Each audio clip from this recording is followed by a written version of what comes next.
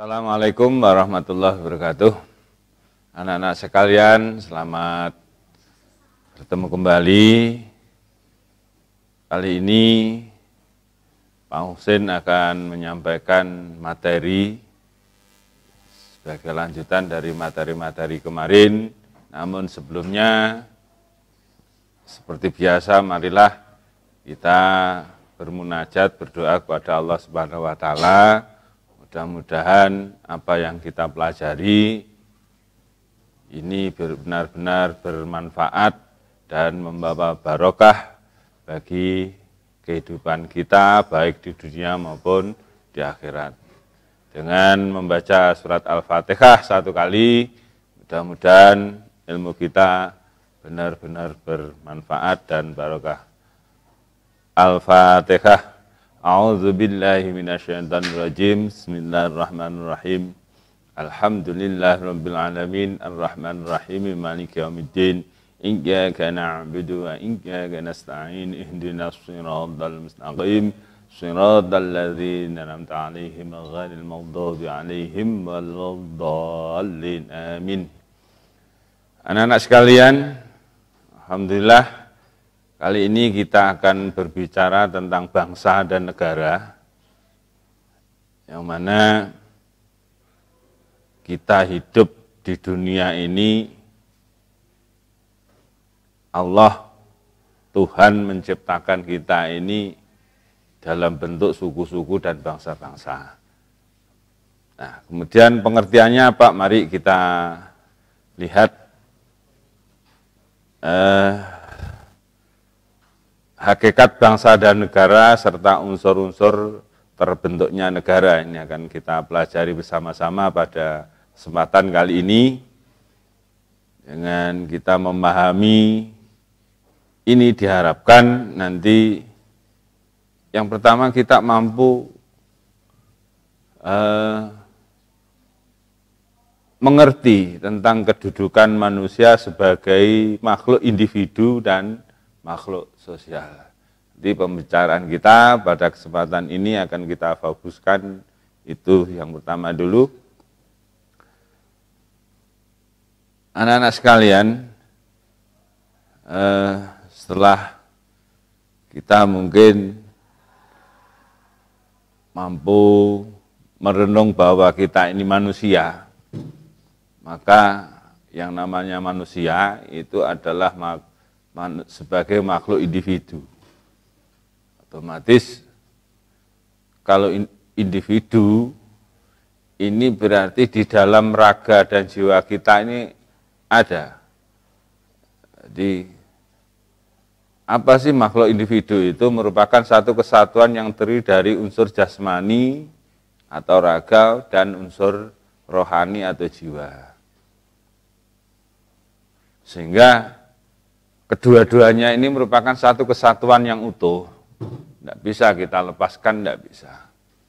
Nah, setiap manusia juga memiliki sifat dan kepribadian yang berbeda-beda sehingga dapat dibedakan dengan orang lain.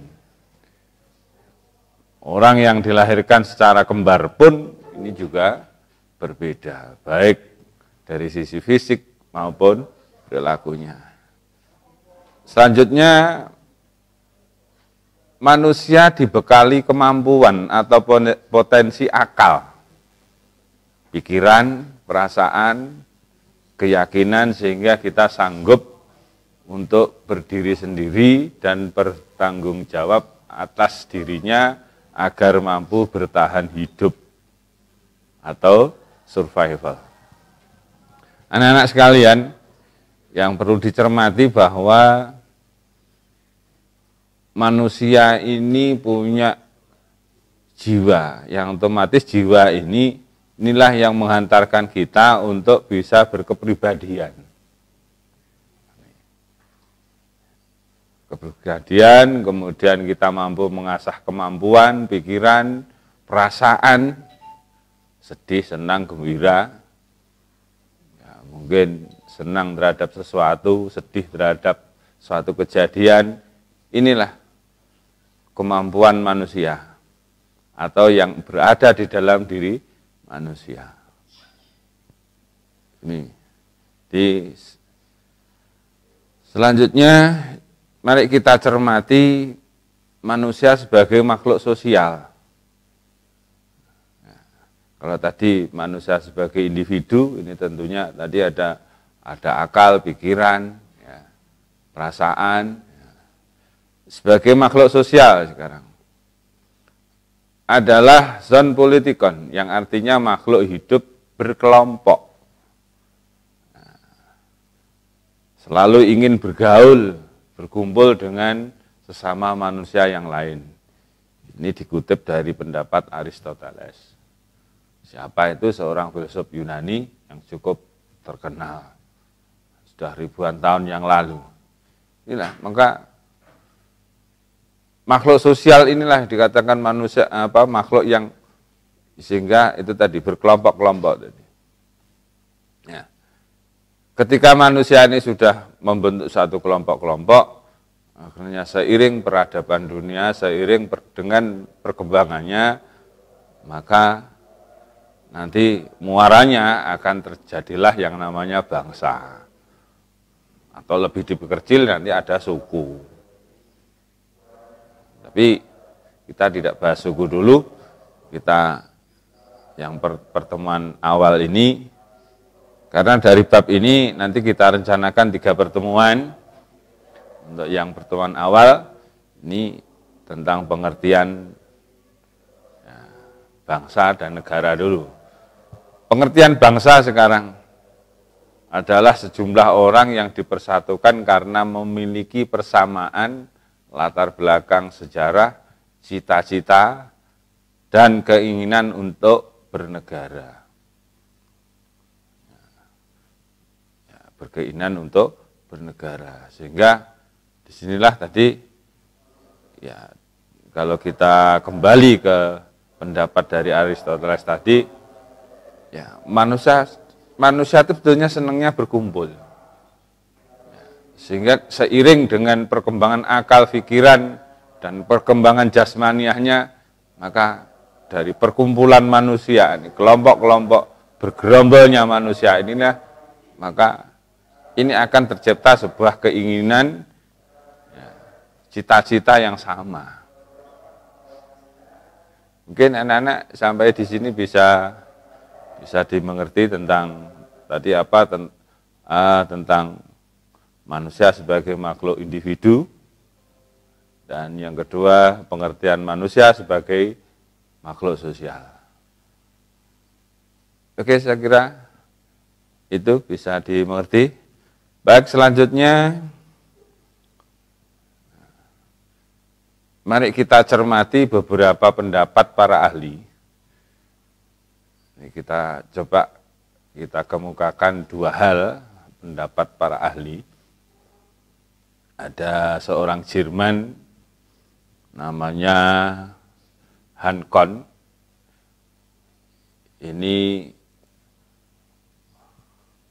buat satu pernyataan bahwa bangsa adalah hasil tenaga hidup manusia dalam sejarah.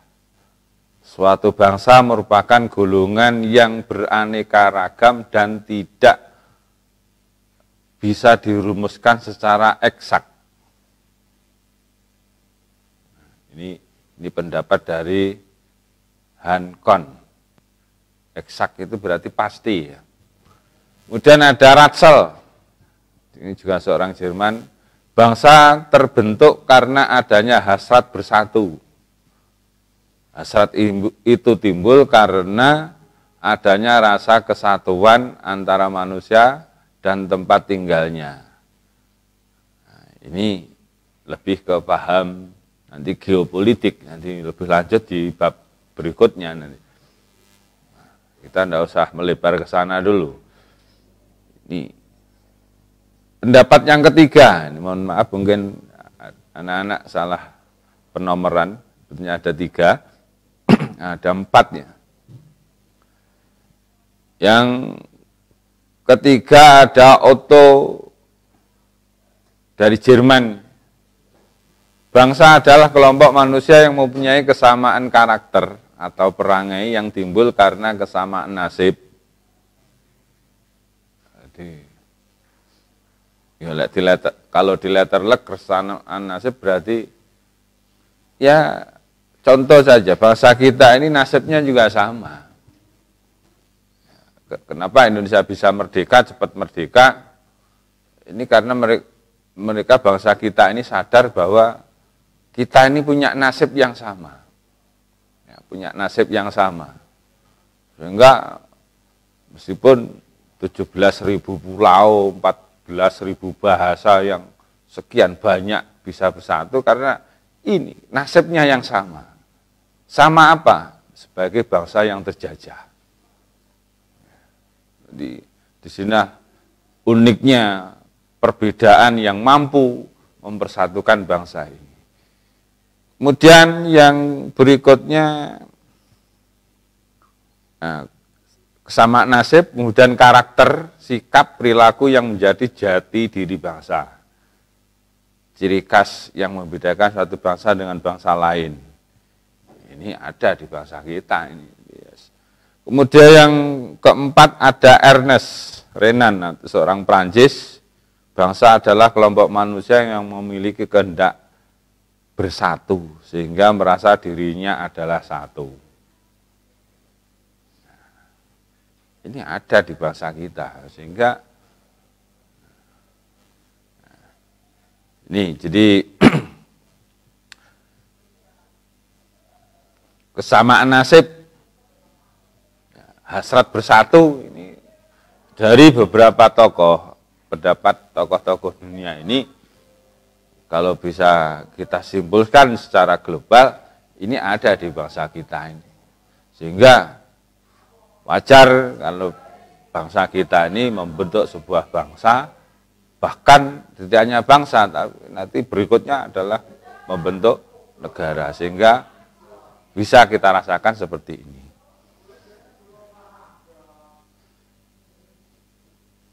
Nah, kemudian bangsa itu bisa terbentuk karena apa? Dari mana? Ya, coba ini ada 5 hal yang perlu kita cermati. Unsur-unsur terbentuknya bangsa itu satu memiliki cita-cita bersama. Tidak usah jauh-jauh, bangsa kita ini cita-citanya sama. Sebagai bangsa yang merdeka. Kenapa kok bangsa yang merdeka? Sejak dulu bangsa kita ini sebetulnya sudah merdeka. Artinya apa? Bebas, merdeka, bebas menentukan nasibnya sendiri. Mulai zaman prasejarah, sejarah sampai sekarang. Kenapa begitu? Bangsa kita ini sebetulnya bangsa yang cukup mandiri. Ribuan tahun yang lalu bangsa juga, kalaupun cita-cita, kemudian memiliki sejarah hidup bersama. Ini beberapa ahli juga berpendapat bahwa nenek moyang bangsa kita ini juga termasuk bangsa yang paling tertua. Memiliki adat budaya atau kebiasaan yang sama. Sehingga patut sebuah bangsa ini membentuk satu kesatuan. Menempati wilayah tertentu. Wilayah tertentu.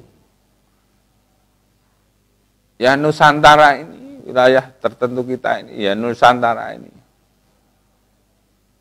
Bagaimana bangsa kita ini membangun peradabannya sejak nenek moyang, bahkan sejak prasejarah, sejarah. Ini tidak hanya sekedar retorika, tapi ada bukti-bukti sejarah yang bangsa kita ini kita miliki. Budaya yang adiluhung ini sejak dulu sampai sekarang masih terpelihara dengan baik. Inilah bukti bahwa adat kebiasaan yang sama ini selalu ada di bangsa kita. Ini contohnya bangsa kita ini. Kemudian terorganisasi, terikat dalam masyarakat hukum. Meskipun kalau kita telusuri sejarah, ya, terbentuknya bangsa kita ini sebagai contoh bangsa kita saja. Ini meskipun belum ada undang-undang secara tertulis bahwa masyarakat kita sudah mengenal adanya sebuah peraturan atau hukum. Buktinya apa? Ketika ada orang salah, ketika ada orang yang melakukan pelanggaran sosial apapun, bentuk pelanggarannya ini selalu mendapat sanksi atau hukuman. Inilah kelima hal ini merupakan syarat, bisa juga syarat atau yang harus ada ketika sebuah bangsa itu terbentuk. Nah, mungkin